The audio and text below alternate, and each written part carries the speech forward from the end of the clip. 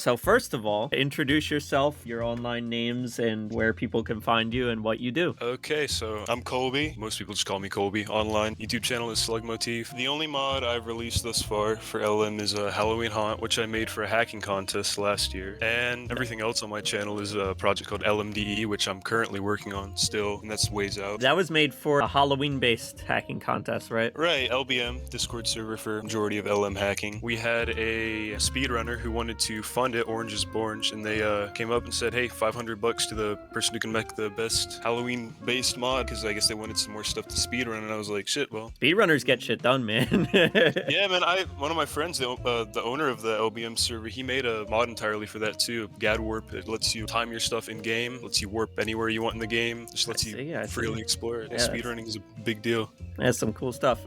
Speaking of LBM, which is Luigi's Bigger Mansion for people who don't know, how did you find the Luigi's Mansion modding community and what pushed you to start hacking? Oh man, rat's nest a little bit, but where it started for me was before it was LBM, it was a completely different server. It was called LMM, Luigi's Mansion Modding. That's been dissolved now. It's pretty old stuff. I was friends with the owner and we just hang out in our private server. I used to be friends with him, a guy named Casserum, and he was into LM. He was working on a mod called Luigi's Mansion Definitive Edition, and the goal with that was to just kind of add lore to it, spruce stuff up. He was like, oh, you know, there's so many plot holes with the story and whatnot, I should... Yeah. And I was like, and he was like, hey, do you want to help me write dialogue for this? So I was like, sure, I don't know anything about modding, but, you know, I can write some dialogue if you want. And this was all the way back in 2019, so you couldn't do custom maps, all that stuff. It was very primitive back then. Yeah. And I start changing stuff, and he's like, well, you know, it'd be cool if, what if the foyer wallpaper was green? And back then, there was there's no texture injector, so you had to convert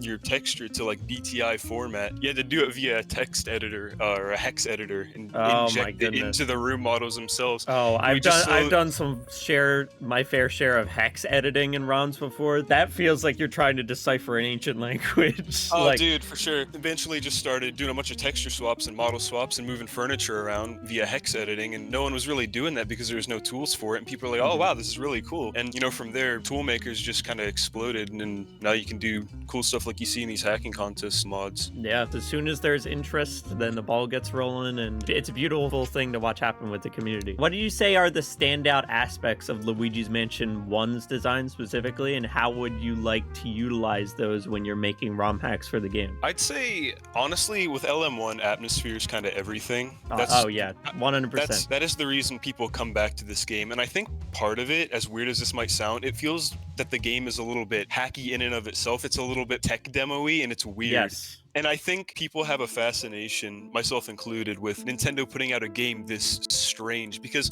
if you look at Luigi's Mansion 2, 3, all the mainline Mario games, they're very fanciful. You can jump everything. Mario seems kind of small. Everything's big around him. But you step into LM and it's like, okay, we're in this weird house. You're just walking around trying to explore. And that was a launch title too, so they must have had a lot of confidence in it. So I don't know. Whenever I like to mod the game, I like to incorporate those like weird aspects and have it be sort of unpolished in a polished way, if that makes sense. Yes, exactly.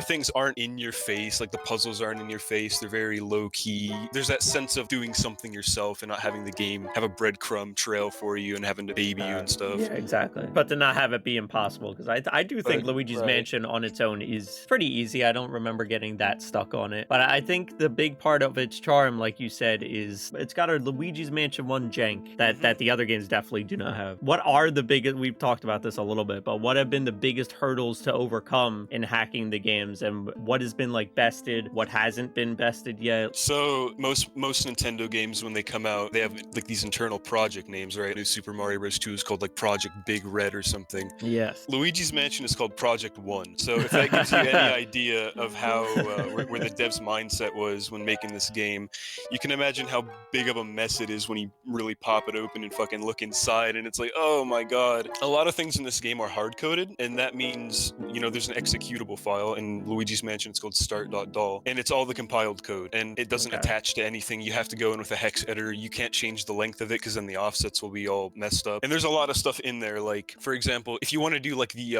it's called account in the files, you know, when you get through the ghost machine cutscene and it shows your money tally and all that stuff, and it does the paintings all up down. There's no way to activate that unless you have gone through the specific rooms and really beaten it and beaten the boss ghost and warped back and gone through the whole cutscene, and there's like a million checks in place that are hard-coded. So that's the biggest hurdle with the game, because there's no decomp of this game yet. I see, yeah. As far as things that have been overcome, it all comes down to like the tool makers grinding out tools for making room model edits. You know, you can export OBJs. The one we use now is actually built into Blender. You can export Luigi's Mansion bin models from Blender. Oh, interesting. Is that the bulldozer tool that I've seen? Okay, yeah, so bulldozer is going to be like, I was going to mention that. Bulldozer is going to be like the do-it-all tool, and that's not out yet. Okay. That's going to cover a bunch of stuff. It's going to cover collision, ghost spawns, everything. That's going to be a game changer when that comes out. But until then, I would imagine. Until then, it's sort of been piecing together every aspect of the game. You know, we need a tool to handle jump tables to spawn in furniture and ghosts. We need a tool to generate collision models. And, you know, slowly since 2019, things have just been coming out one after the other. It's like, oh, now we can do custom room layouts. Now we can do this and that. So yes. It's just slowly evolving. But decompilation's always the goal, but like the steps in between are there to like garner the interest in getting the decomp done, so you can do the more advanced stuff. I think right now the biggest hurdle to overcome is we just need something like Bulldozer, where you can make a custom map without having to punch in, you know, numerical values for bounding box limitations, and you can actually visualize it so it's more appealing. And then we'll get more interest and more people making stuff. Yeah, you guys think you would do another contest when that eventually releases? Sure. Because the turnout for that was pretty low, obviously, considering that there's not that many people that do it because it's really hard. Exactly. Speaking on the whole like ghost spawning, putting objects down, how do the waves of ghost work in the game? Like when Luigi enters a room and then a bunch of ghosts spawn in and then more spawn in as more are defeated. How does that work and how malleable is that? You can get it to do a lot of stuff, and it's through two things. As I was saying before, like a lot of garbage is hard-coded, you know, like room limits, doors, where the doors are, that's all hard-coded and kind of tricky to change. But there's these files that are meant to be easy to change, and they're called jump files or JMP files, and that includes everything from furniture, ghost objects like cobwebs, things that the devs would probably be moving around a bunch in the end stages of development. And there's one of these files called observer info, and it's basically simple logic in if-then statements. The way most of it works is there's condition types, and they're all like hard-coded presets, and you can look it up. We have like a wiki and stuff to document all this stuff. So let's say there's condition type 15, which means Luigi's in the room, and then it has a do type 10, and then it links back up and says do type 10 what wave to spawn, and then if there's an enemy that has the matching ID, it'll spawn that. And it basically is just like a system of checks to ensure it's like, okay, well this wave of ghosts has been defeated, then it brings in the next one, and you can mix and match them. It's basically just simple logic, like if then, you know, if this ghost wave is defeated, or even if Luigi is in this room, if the lights are on, if the doors are locked, there's a bunch of presets that you can use. So like if Luigi is in room 6, lock the doors, and then if this ghost wave is defeated, unlock the doors. And it's just a system of observers that kind of like look at what's going on in the room at the current moment. I would guess that would probably be the most editable aspect of the game then, is the ghost waves. Right, anything that's a JMP file, it's basically just a big list of conditions and arguments. And they all mean different things, but they're meant to be highly customizable. But the second half of it is these things called events. And events are basically just simple scripts that are composed of pre-made tags, and you can combine them with observers. So you could say, if Luigi walks in the room, run this event, and then that event can be like, okay, play this music, zoom in here. So you can combine ghost waves with events to do more flashy stuff. In Halloween Haunt, a lot of the waves play like the ghost minigame music just to keep it more interesting, I guess. And that's a result of Luigi walking in the room and triggering an event because the observer says, oh, this flag is on, play that music and lock the doors. And then the observers say, oh, the doors are locked, spawn the ghost. So it's kind of a mess, but it's also highly customizable. Okay, I was actually going to ask about music real quick. How easy would it be to change the music? Is it one of the games that's easy to change it, or is it needlessly crazy complicated? Because a lot of GameCube games play their music in a weird way that I've noticed. I know you did an interview with a guy working on Eclipse's music. Anything he said about the music holds true for LM, and it's probably worse because LM is older. The interesting thing about the music is that like what music plays in what rooms is like a hard-coded hedge maze nightmare. And the big reason for that is because if you remember the hallway theme, it's dynamic on how much HP Luigi has, what kind of room you're in. It's the main theme of the game is so dynamic. Oh man. Yeah, I mean, changing one song has issues if you don't do it just right, and a lot of people won't even want to touch that stuff because it's just so nasty. The biggest issue that I don't remember dealing with is for some reason there's like always like this buzzing that comes back. Like you'll be like, oh, let's go, my song imported, and then like you'll pause the game and you hear it's like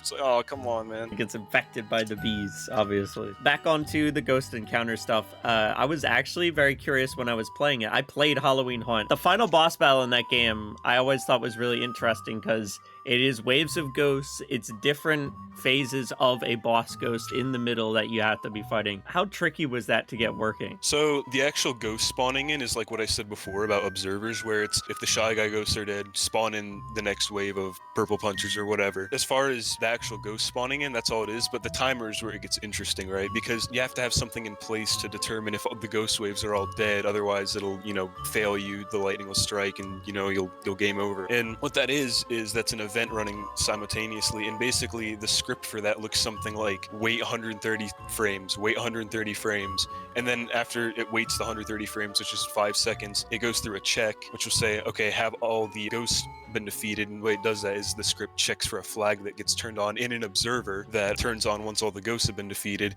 and it basically just keeps running through, are the ghosts dead, are the ghosts dead, are the ghosts dead, until the script will get to the end and say, okay, well, you failed.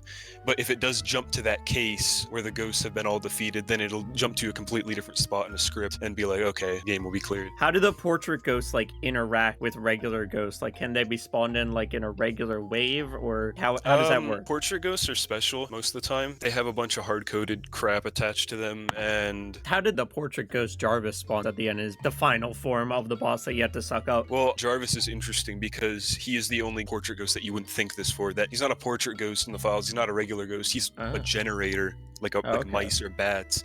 And I think that has to do with him coming out of the jars. I don't know why they decided to do it like that. He's controlled via like, you have to have like an event running, and then you have to turn on a flag in the event to make him pop out, and it's really weird. And I think that has to do with why he like keels over onto the ground when you catch him.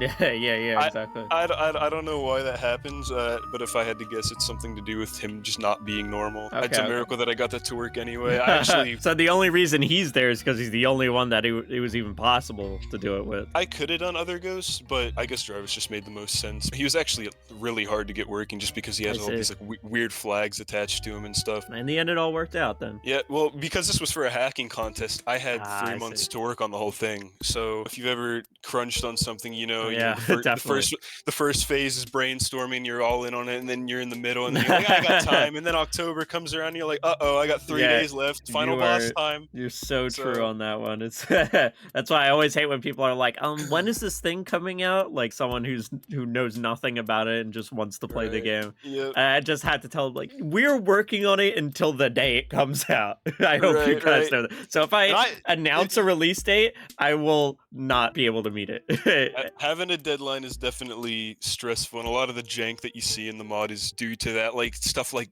being in Madame Clairvoya's room and the doors like in the way. And it's just stuff that like you didn't have time to think about because it's like, well, I got 2 weeks left. There's no time. Oh, that was actually another thing. Madame Clairvoya, is she like her dialogue portions? How easy were those to like put into the game as like a cutscene text? Pretty easy. So dialogue, that's all very malleable. It's all through events, which are fully customizable scripts. So like the only hard-coded thing about Madame Clairvoya is like I think her crystal ball has something where like it needs to be, you need to shine the light on it to like activate her to appear. But I wanted to do it the same way anyway, so it wasn't an issue. Interesting. So the same was with Toad then? Yeah, Toad's the simplest of all. All you do for that is, how I was saying observers are JMP files, enemies, they're all very malleable. Yeah. There's also one called character info, and you can just spawn in a character and it'll stand there. And then I put an event radius, you press A in the event radius around him, it'll run the script to do the text. So all pretty easy stuff with Toad. Okay. So what are some underutilized aspects of the original games that you would like to see modders utilize more often? So stuff like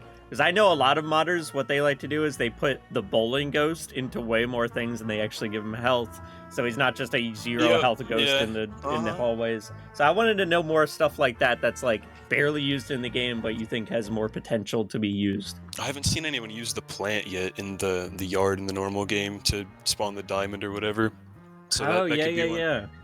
I mean, there's really just a bunch of stuff. Like, up until me making that mod, I don't think I'd seen anybody use the gravity thing. Because when I first wanted to do that, I assumed it would be hard-coded nightmare. But no, you just spawn him in and you can get flipped up to the ceiling. So no one's done this yet. So there's a bunch of stuff. I always forget about the gravity switching plate thing. There's a lot of scattered ideas like that in the game. How do the Speedy Spirits work, actually? Like, can you just get them put into any furniture in the game and it'll just be for that room? Like, how do the Speedy Spirits work? Basically, furniture info is another one of those JMP files that's completely customizable, and you just assign an ID to that furniture, and then you assign the same ID to the ghost. You tap on the furniture, spawns that ghost at the furniture's location. And I made them all drop gems just to be a little bit more continuity, because I wasn't sure too much how to distribute the money or whatever, so I thought gems on them would be a little more interesting. Do you think that is an aspect of the game that you would like to focus on in like bigger projects in the future, is the money collecting aspect? Because I know in Luigi's Mansion 3, even though I like that game, one of my least favorite parts about it is that the money doesn't really matter at all. Like, you just keep gathering it all and nothing really comes out of it. Right, yeah. Well, what would you like to do with like the money aspect? Because I think that's a big part of Luigi's Mansion, all of them. That's the thing, because I'm mostly like an art guy, right? Like, I like to make 3D models. I like to sometimes write scripts and events to make my own little, play, like, cutscene. But money doesn't have any code tied to it, really, to do anything with it. Just sort of counts up, by its very nature. There's no, I'd have to inject my own custom code in the game. That's just not really. So as much as I would want to do money and have it, have a shop or something really cool like that, that's just not really. It's a shame, because money in the game, you'd think it would be tied to something like, if you have this much money, the game turns on a flag. Because there's a bunch of stuff like that where it's like, if you beat Chauncey, flag 75 turns on even though it's unused. But like, it's like money, and no, it doesn't do anything. So it really only triggers the thing at the end of the game then, right? It just checks your total and puts it on. And even then, like I was saying before, that's you have to beat the boss ghost and go through the cutscene for it to even work. So so it's not like the mess that is Paper Mario 64, if you know that one, where you could just do anything in that game out of order and it doesn't really matter because the flags get updated all weirdly. Yeah, LM is certainly a Jenga tower. You take one thing out and it doesn't work anymore. So I am actually curious, what is stuff from 3 or 2 that you really liked that you would like to see make its way over to the Luigi's Mansion 1 hacking scene? I actually haven't played Luigi's Mansion 3. I played 2 back when it came out. It's just hasn't been one of those things that I'm like super into. Just because the reason I come back to LM is just because it has that weird atmosphere that I really like. Yeah, I would actually say that's pretty common for people to only come back to the first one and not be necessarily fans of the later ones. Because you're comparing apples to oranges, really. Exactly. They're so different, but LM2 and LM3 both have really cool concepts in them that I think could work in LM1. Like, I think having Scarescraper in Luigi's Mansion 1 would be beautiful. I think that'd be sick. Multiple mansions could be easily done, I assume, in LM1, and even though they'd be all loaded in the same map, you could make them look like multiple mansions, and I think that would be a cool idea. I wanted to do something like that initially with my older projects, but never got around to it. It's just very large scale. It'd be a big project. Anything about like older projects or stuff that it used to be planned but now isn't really in the cards anymore? Like, anything you wanted to like reveal about that stuff or just talk about? Because I'm curious. So initially, like I said, I met my friend who owned the old Luigi's Mansion modding server, and I was tweaking that, and I was basically, it turned from Luigi's Mansion Definitive Edition into whatever the fuck edition, it was just whatever. It was just whatever I thought was cool. I was like, oh dude, what if the ghost had big bug eyes? And then I just make that and plop it in, and because initially it was based on the the normal mansion layout, and you could change things here or there, but that was before we really had the capacity to make a layout from scratch. And I was doing that, and I was like, well, how do I route this, you know, because like the game's kind of made to be played in a certain way, and then I didn't know. I was like, well, screw it, I'll just make my own mansion. Then I start doing that, and I'm like, yeah, well, it's kind of small because I don't really know how to like set this up. And then the hacking contest comes along. I'm like, okay, let's do this. This is easy. So yeah, easy. Well, are you proud of Halloween Haunt? Are you proud of how it came out? Because I think it's a really good project, especially for in 3 months that you finished it too. That's the thing. When you make something, you kind of look at it differently. Exactly. So yeah. It's hard for me to say I'm proud of it because it is inherently very rushed. I think I could have done better, but you know, a lot of people say, you know, they really liked it, and I'm grateful for that. It's really cool that people like it. So, you know, it honestly just makes me want to keep modding the game and see what I can do, you know, without the time limit. So make stuff even better. Yeah, I really like Luigi's Mansion 1. I think it has a lot of potential for hacking. And so when I first heard about everything, it was just a really cool thing discovering the server, and the people in Luigi's Bigger Mansion are really nice. How have you liked the Luigi's Bigger Mansion community? I'm not too involved. I mean, like, I help out with staff stuff, but I mean, personally, me speaking, I like to. Yeah, I could never work on like a group project. Like the guys over at Mario Eclipse, it's like insane. I don't. Oh yeah.